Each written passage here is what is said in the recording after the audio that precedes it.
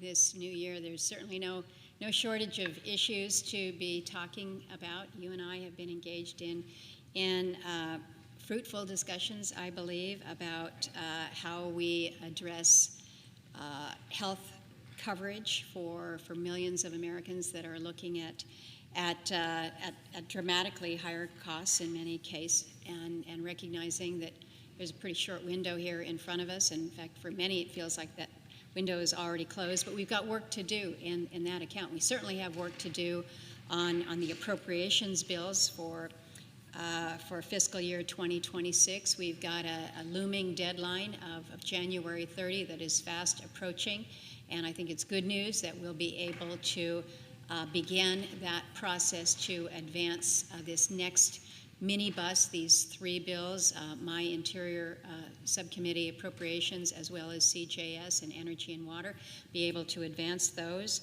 But then we got to get moving on the FY27 cycle. We're already technically behind on that, so we've got efforts there. We obviously need to do more when it comes to the situation around the world. We just had a vote on a motion to discharge a war powers resolution as it relates to Venezuela. We need to strengthen sanctions on Russia, which continues to persecute its awful war against Ukraine. We need to do more. We need to work together to reach a bipartisan agreement on permitting reform. We seem to make good forward progress and then take a few steps back, but we need that to build out the infrastructure that this country needs. And we know we all need to tackle the affordability issues that impact all of us, whether it relates to cost of goods or housing. There's a lot that we've got to do here. But there is one thing that we should not be doing, one thing that we should not be spending our time doing, and that is any effort that would seek to annex Greenland, whether it is taking it by force, taking it by coercion, taking it by pressure or threat, or really, in fairness, any related method. It is not an issue that I would have ever expected to raise here on the floor of the Senate. In my time here in the Senate over the past 2 decades, I have immersed myself in all things Arctic. I have strong relationships with friends across the Arctic and in Greenland specifically. I've been the co-chair of the Arctic Parliamentarian Conference for years now, and my co-chair is a strong Greenlandic woman who I just spoke with this morning about the situation and the rhetoric that is coming out of Washington, D.C., directed towards her country. It is an issue that is not necessarily new to Congress, the United States' interest in Greenland. In fairness, there have been discussions prior to the first Trump administration. It was actually back in 1867. This was when the United States bought Alaska from Russia, and apparently at that time Seward had made some inquiries.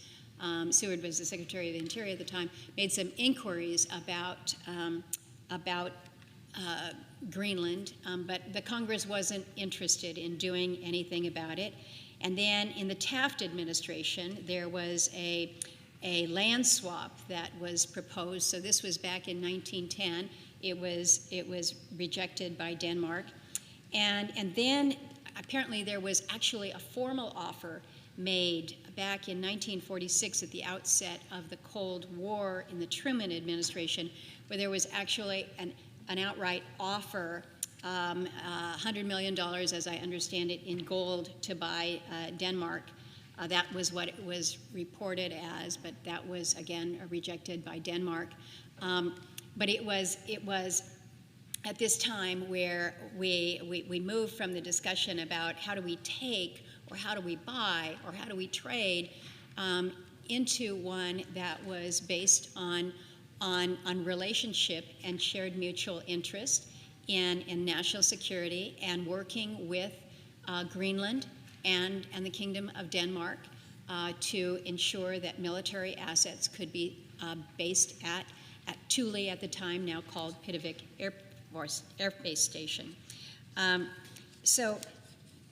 Again, these are discussions that have been had in the past, but in the very, very distant past, until just recently, when again we have seen comments coming out of the administration and really stepped up in this past week or so.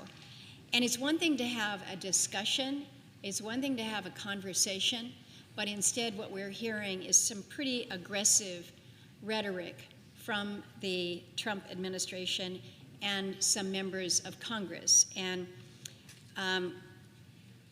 it is statements that we're seeing that are suggesting that not only is a taking by force or coercion or other related methods not only an option, but perhaps a priority, and that as a priority for the U.S. To take Greenland, that military action is an option. And that, to me, Mr. President, is profoundly troubling.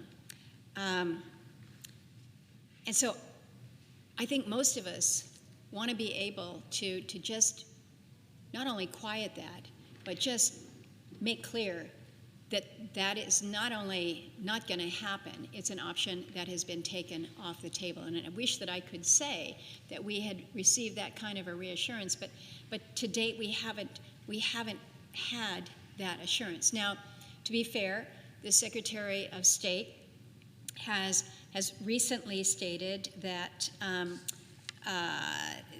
that we're not talking about military intervention so much as seeking to purchase. But again, Mr. President, in order to purchase something, you have to have a willing buyer and a willing seller. And Greenland has made very, very clear, and Denmark has made very clear, that Greenland is not for sale. And so, as I speak with those who I have established relationships in across the Arctic, and more specifically in Greenland, they are sharing with me their concern, their deep anxiety about what is going on. What is it that the United States is asking for? And so think about the 57,000 people who reside in Greenland. That's the total population of this massive, massive island, 57,000 people. But those 57,000 people are their own autonomous country. They have been striving for independence and control of their own future for years. And Greenland's Prime Minister made a point very clearly recently. He said that threats, pressures, and talk of annexation have no place between friends, and that Greenland's future must be decided by its own people. We need to take that message seriously. We need to respect the will and the wishes of the people of Greenland. Greenland's future must be decided by its own people. It's also deeply unsettling if you live in Denmark, which administers defense and foreign policy for Greenland as a mostly autonomous territory. So those who are not Greenlanders, but who live in Denmark are justifiably disturbed and unsettled. And it's deeply unsettling if you understand the immense value of NATO, of the North America Treaty Organization, and how one co-founding member taking land from another, that shatters this crucial alliance forever. And we have seen that in statements coming from our NATO allies. Frankly, this should be unsettling for all of us because, bluntly, there is no need to treat long-standing allies with such a brutal lack of respect. And that's what I believe it is a lack of respect. We're not talking to the people of Greenland. We are talking over them, we are talking about them, but we are not talking to them. And that's what you do with your friends, that's what you do with your allies. The people of Greenland are watching us, and the U.S. is not exactly winning them over by treating them like serfs in a feudal estate. The administration's approach is not improving relations. It's alienating Greenland. It's alienating Denmark. It's alienating many of our friends and allies in Europe. And it sets the worst possible example for Russia and China and others. And this has come into focus in the wake of the arrest and the extradition of Nicolas Maduro. We get that. We get that. But Greenland is not Venezuela. It is not Venezuela. It is not a narco state that is run by an illegitimate dictator. It's not an area where we have seen the economy wrecked by a dictator. Greenland's prime minister has rejected any comparison to Venezuela and has emphasized that Greenland is a peaceful democracy. It's not a territory to be pressured, to be threatened. There is no case, legally or otherwise, for U.S. military intervention in Greenland. Greenland has been not only a partner, but a faithful partner. They've been an ally. They've been a friend in the United States dating back to World War II. At that time, it played a pivotal role in the Allied victory. And to this day, they continue to be that staunch ally. As I mentioned, they have been hosting the Pitovik Space Base and allowing the United States to have not only an important presence there, but an invaluable presence. Any colleagues who have had the opportunity to visit the United States assets that we have there at Pitovik understand that strategic geography and the level of cooperation that we have seen now for decades.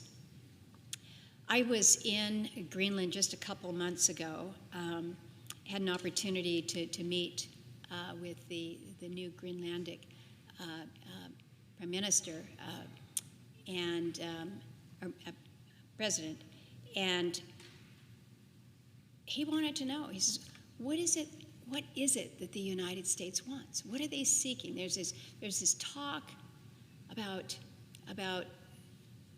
the U.S. wanting Greenland. What does it mean? What do they want? Is it critical minerals? Is it more from a national security perspective? Because if that's what you're seeking, we're not only willing to talk, we're anxious to talk. We want to have that discussion with our friend and our ally. We don't want to cut that off. We encourage it. And we've seen how Greenland has encouraged that. The way that they have provided the access, again, to our military for decades, we should be thankful for that. We should appreciate it. We should recognize what we have there. And again, that Greenland and Denmark are willing to give more. They have said as such. Denmark's prime minister has suggested that a larger U.S. military presence in Greenland, if that's what we're looking for, let's talk about it. And we could pursue that as we pursue other areas of cooperation, whether it has to do with trade or tourism or the other economic ties that bind. That's what we should be doing. But we're not doing it. Instead, at least publicly, the Trump administration is focused on acquisition, on ownership, even though every one of our strategic goals can be accomplished with Greenland as our partner rather than a possession. And I would hope that the Trump administration realizes that the U.S. taking control of Greenland, especially by military force, which again, I can't even wrap my head around that one. What harm that would bring to our national security and our international relationships. This is the 21st century. This is where the U.S. is supposed to set the example for the rules-based global order, not be the exception to it. And that includes respecting the sovereignty of others. If we do the wrong thing in Greenland, we will not end up with a more secure Arctic. And for those of us who have been focused on the Arctic for decades, that's what we've been pushing, was this area of peace. We used to call it a zone of peace, and then Russia fouled that all up. But it still is an area where, again, we have prioritized the security, and we have done so in a way that is collaborative and cooperative. If we lose the people of Greenland, we will lose partners in Denmark and across Europe. We will destroy our strongest international alliance, and that is NATO. And that gives Russia and China exactly what they're looking for. Now, there may be some new forms of partnership. I'm talking about dialogue and trade relationships, but there may be other forms of partnerships that might make sense in 2026. There's been some suggestion of a joint compact of free association that accounts for both Greenland and Denmark's interests. That's one proposal, and I think it's worthy of consideration if folks are interested in that, but we can't force it on them. We need to have both Greenland and Denmark at the table. We would need to treat them both with the respect that they deserve, and it would have to be their choice to enter freely into any such accord. And that type of an accord, I might add, would require congressional ratification, so we would have involvement and engagement with that as well. It should go without saying, but how we talk to our friends and allies matters a great deal, and our approach to Greenland and then by extension to Denmark is severely lacking right now. In early 2024, Greenland released their Arctic strategy to guide its foreign security and defense policy for the next decade. And the title of that document, the title of their Arctic strategy is Greenland in the World, Nothing About Us Without Us. And I hear that phrase, nothing about us without us, all the time from my fellow parliamentarian in Greenland. We would do well to remember that, Mr. President, to remember that real people live in Greenland. Real people are watching the United States actions and deciding whether or not they want to have much of anything to do with us going forward. We need to be making sure that that's a firm yes instead of a no. Mr. President, Greenland is an amazing place. It's a beautiful place. Again, I've had an opportunity to visit it multiple times. It reminds me of Alaska, my home state. It's extraordinarily beautiful in so many ways. It is also, like Alaska, very geostrategic. It is a resource-rich area, just like my state of Alaska. We have cultural connections, thanks to the Inuit people who migrated from Alaska to Greenland centuries ago, and we see that in the art. We hear that in the language, where there's shared and common words. But unlike Alaska, Greenland is not part of America, and we can't simply take it because we want to. To do so would be a colossal mistake. It would end NATO. It would be a gift to Russia and China and all autocratic nations who lust after new territory and want it to justify their own provocations.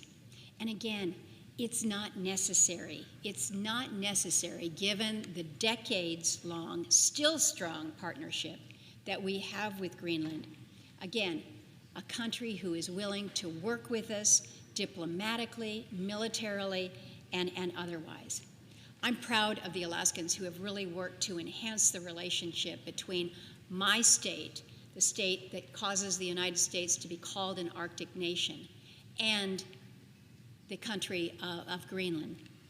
We have been working to forge relationships with the people focused on shared economic interests, whether it be tourism, whether it be trade, whether it be sharing best practices regarding indigenous governance structures, the collaboration that we're seeing going on with arts and cultures. It's just exactly what we should be doing, is building these relationships instead of sending out provocative messages that unsettle and disarm everything. Again, Mr. President, we've got a lot ahead of us in 2026. Greenland, or taking Greenland, or buying Greenland should not be on that list. It should not be an obsession at the highest levels of this administration. And I urge a reset in how we're conducting these discussions. Let's be respectful of one another. Let's have dialogue. Let's have cooperation. Let's have partnership. Let's take a different tack to secure this relationship with Greenland, recognizing that they are an ally and not an asset, and not appropriate for any sort of forced annexation or action. And with that, Mr. President, I yield the floor. Mr. President. Recognizes Senator